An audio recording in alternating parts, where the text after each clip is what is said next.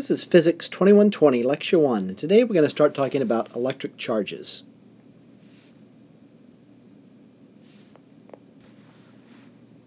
So there are two kinds of electric charges that we need to deal with. We call them positive and negative. Negative charges are those that are possessed by electrons, and positive charges are the type possessed by protons.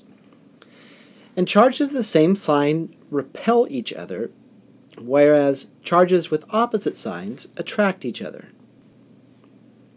So, one way to get electric charges is to use different materials and rub something across them. So in this case, let's say I have a rubber rod that's negatively charged, and then I have a glass rod that's positively charged. If I brought them close to each other, they would attract. The rubber rod would rotate into the glass rod. Whereas if I have like charges, say I have two rubber rods that are negatively charged, they're going to experience a force that pushes them apart from each other, and so the charges, the two rods, repel each other.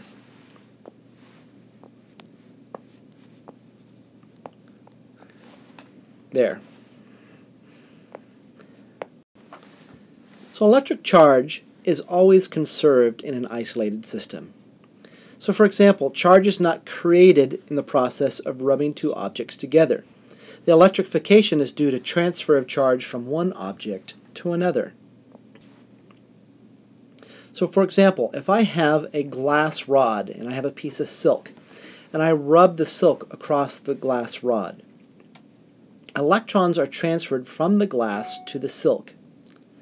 And each electron adds a negative charge to the silk, and then an equal positive charge is left on the rod. Now that electric charge, which we'll use the variable Q for, is said to be quantized. In other words, electric charge exists in discrete packets.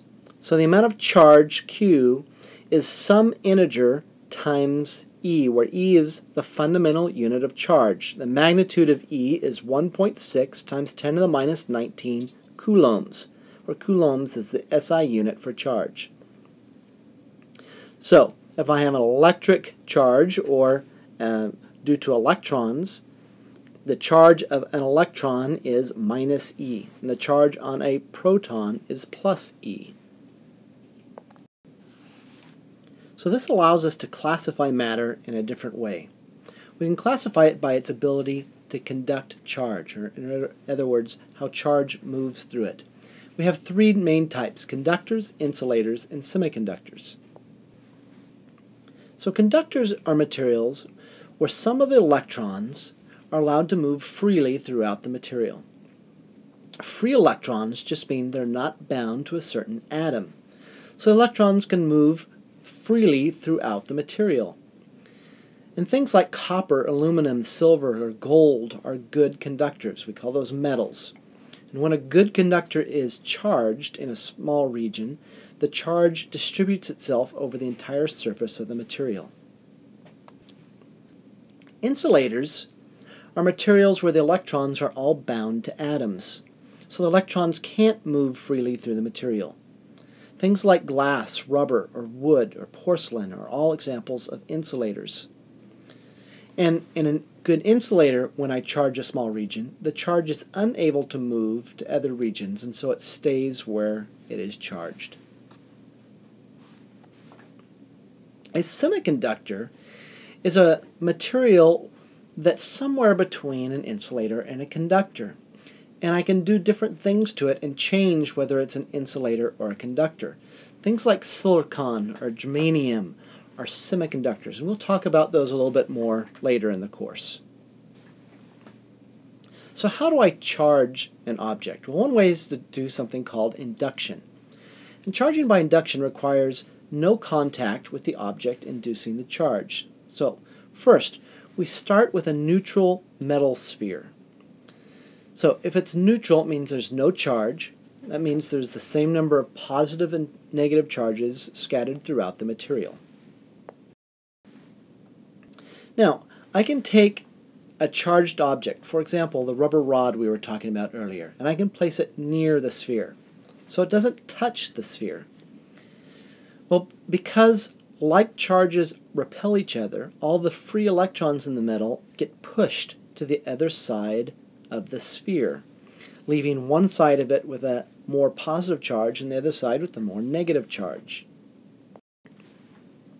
Then what I'll do is I'll touch the opposite part of the sphere to what we'll call ground. Ground just means someplace that can store or produce a large amount of charge. And so the Earth has a lot of charge in it, and so Earth is a place that we can ground something. So I ground it, and some of those electrons then will actually flow through the wire into the ground. Now I remove the ground wire, and now on the sphere there's more positive charges than negative charges. So a positive charge has been induced in the sphere. And then when I remove the rod, the electrons are going to redistribute themselves, and we see that there's still a net positive charge on the sphere. Now, in insulators, I can get a charge rearrangement in insulators. It's similar to the process of induction. The charges within the molecules of the insulator are rearranged. So if I had, say, a positively charged object here, and I bring it next to an insulator, the molecules that make up the insulator will actually rotate around so that the positive charges are away from the charged objects and the negative ones point. And that will put an induced charge on the surface. There will be a negative induced charge on the surface just due to the fact that the molecules will arrange themselves like shown. So what is the force between charged particles? Well, Charles Coulomb first measured the magnitude of the electric force between two small charged spheres. And he found that the force depended on the charges and the distance between them. And here's his apparatus. He had a balanced object here. Here's a counterweight, and here's a charged sphere and another charged sphere. And he had the whole thing suspended by a fiber, so there was no air. And then by bringing this charged object close, he could look at the deflection and how much it rotated around. And using the torsion in the fiber was able to calculate the force. So what he found was the electrical force between two stationary charged particles is given by a law, and we call that now Coulomb's law. The force is inversely proportional to the square of the separation between the two particles, and is directed along the line joining the two particles. And the force is proportional to the product of the charges on the two particles. The force was attractive if the charges had opposite signs, and the force was repulsive if they had like signs. The other thing he found was that the electric force was a conservative force. So today we refer to things called point charges. The term point charge is a particle that has zero volume that carries an electric charge. And the electrical behavior of electrons and protons are well described if we model those as point charges.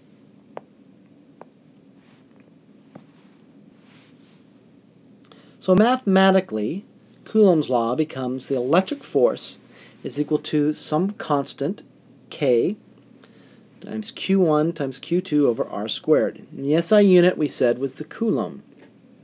K sub E is called the Coulomb constant. It's 8.98 times 10 to the 9th Newton meter squared per Coulomb squared. It's also 1 over 4 pi times epsilon naught, and epsilon naught is called the permittivity of free space. And we'll get to understanding what the permittivity means when we start talking about capacitors and other things. For now, we just need to remember the Coulomb constant and how to use it mathematically. Now remember that charges need to be in coulombs, and the E was the smallest unit of charge. Now we've since found that we can break up things into smaller units, things called quarks, but for classical physics we'll just deal with the electronic charge is the smallest unit of charge, 1.6 times 10 to the minus 19 coulombs. So in other words, 1 coulomb of charge needs 6.24 times 10 to the 18th electrons, or protons. Typical values of charges we'll use, or that you'll see when designing something, are in the microcoulomb range.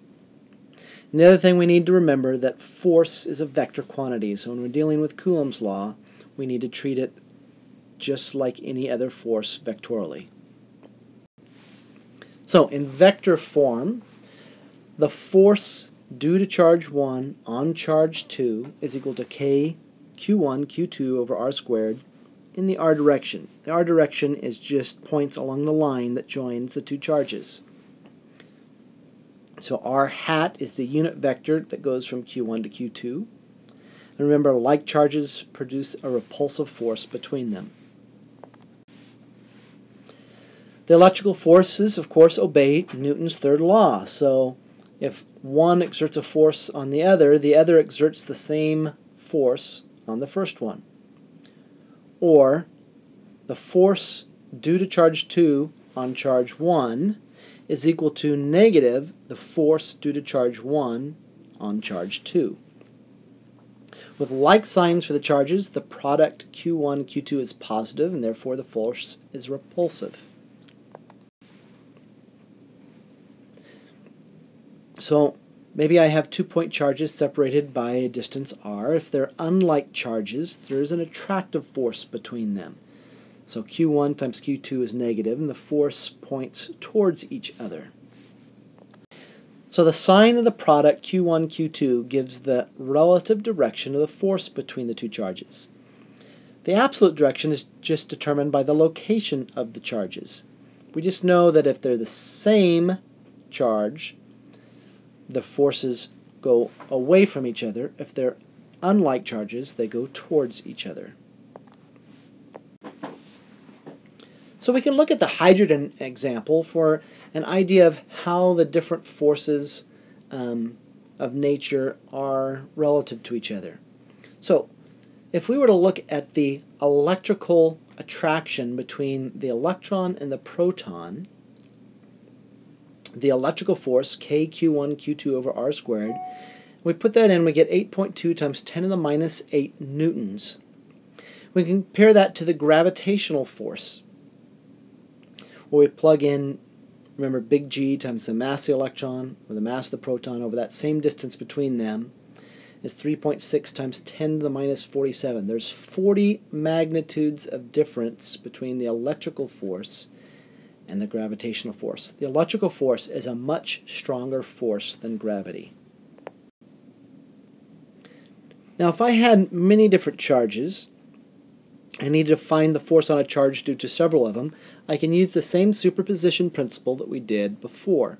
The resultant force on any one charge is equal to the vector sum of the forces exerted by all the individual charges that are present. Remember, we have to add these forces as vectors. The resultant force on Q1 is the vector sum of all other forces exerted by the other charges. So the force on 1 is going to be the force due to charge 2 on 1, plus the force due to charge 3 on 1, and the force due to charge 4 on 1. And these are all vectors, and we have to add them as vectors. So let's work out a problem. Let's say I have 3 charges. And Q1 and Q2 are 5 microcoulombs. Q1 and Q3 are 5 microcoulombs. Q2 is minus 2 microcoulombs. And the distance A is 0.1 meters. What is the net force on Q3? Well, of course, the force exerted by Q1 on Q3, that's F13. We can calculate its magnitude, but its direction is here. And then we also have the force due to Q2 on Q3. We can figure out that. And in order to figure out the resultant force, we need to figure out these two forces and then add the resultant force vectorially. So let's actually work this out. So first thing we start out with is force 2, 3. Because we know it's in the negative x direction. So let's just look at its magnitude. It's kq2q3 over r23 squared. Q2 refers to charge 2, Q3 refers to charge 3, and R23 is just the distance between charge 2 and charge 3. So we plug that in, 8.99 times 10 to the 9 times 2 times 10 to the minus 6, and 5 times 10 to the minus 6 coulombs divided by 0.1 meters squared. What happened to the minus sign? There's no minus sign here on my charge. The reason is I'm dealing with direction separately from magnitude. Remember, a minus sign only refers to a direction. So we know what the direction is. From our picture, we know it's in the minus x direction, so all we need to know is its magnitude. So I plug these values in, and we get that the force is 9 newtons.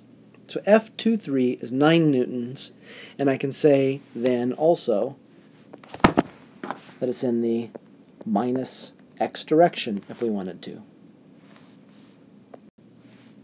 So now, what's the next force? Well, force 1,3 is kq1q3 over r13 squared. We plug those values in, 8.99 times 10 to the 9th times 5 microcoulombs squared over the distance now is the square root of 2 times 0.1 squared, so that's where we get the 2. We're squaring the square root of 2.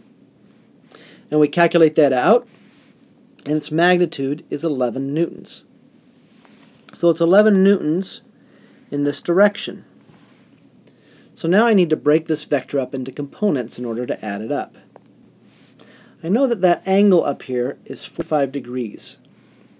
So in order to figure out the magnitude, I know 11 cosine of 45 is 7.9, or 11 sine of 45 is 7.9. So then force 1,3 is going to be 7.9 in the positive x plus 7.9 in the positive y newtons. So now I can add these up vectorially and figure out the net force.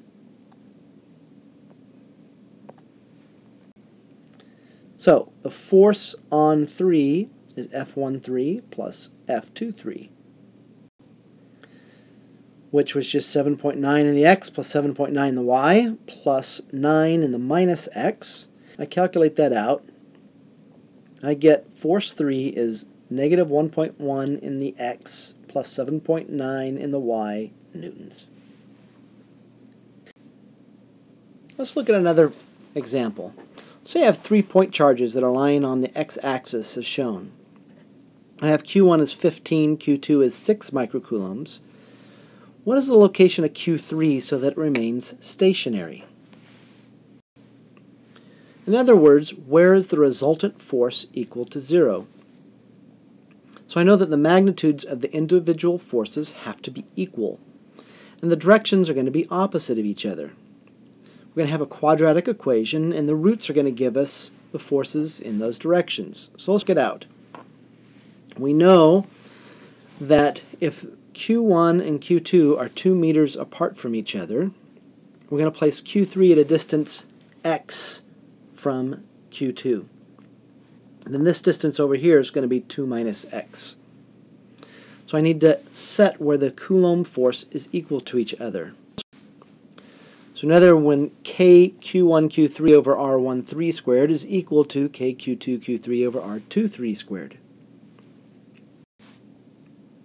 Well, I can get rid of the k on both sides of the equation. I can get rid of q3 on both sides. And r13 we said was 2 minus x, and r23 is just x. So q1 over 2 minus x squared is equal to q2 over x squared. We can cross multiply out my 2 minus x squared, and I start to end up with something that looks quadratic, and now I can plug in my values for q, multiply it out, and I just need to solve this equation, get it in the form of a quadratic equation. 9x squared plus 24x minus 24 equals 0.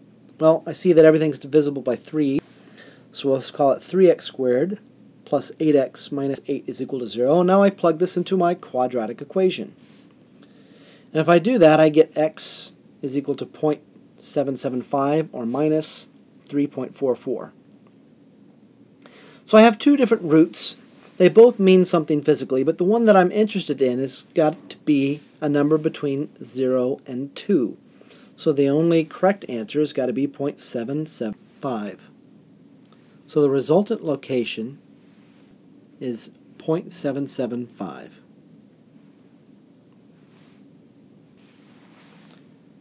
We can look at another example. Let's say I have two charged spheres, equally charged, and they have a mass of 3 times 10 to the minus 2 kilograms, and they're hung.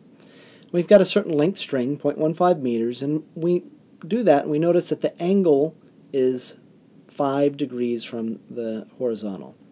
What's the magnitude of the charge on the spheres?